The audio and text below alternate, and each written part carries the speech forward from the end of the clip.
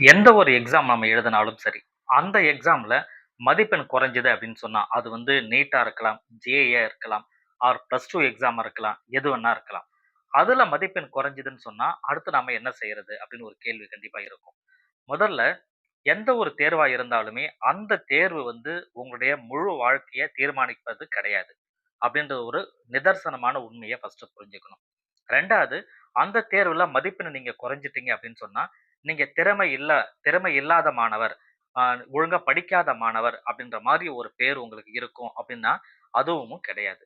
ஏன்னா, அந்த ஒரு தேர்வ வச்சு நீங்க எப்படிப்பட்டவங்க அப்படின்னு சொல்லி உறுதியா சொல்லுவதற்குண்டான வாய்ப்புகள் வருமானா, நிச்சயமா அது கிடையாது. அதனால தேர்வு அப்படின்றது உங்கள சோதனை பண்ற ஒரு சின்ன டெஸ்ட். ரைட்டுங்களா?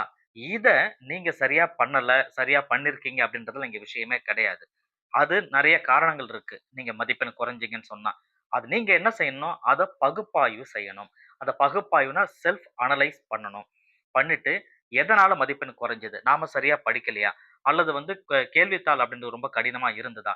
எந்த இடத்துல நம்ம தவறுகள் செஞ்சோம்? இந்த மாரி விஷயங்கள ஆராய்ஞ்சு பார்த்து அதற்கு தகுந்த மாரி, ஓ! இதுதான் சரியானது.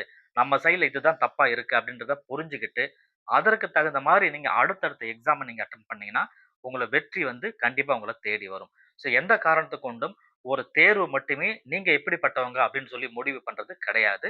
அதையும் நீங்க புரிஞ்சுக்கோங்க.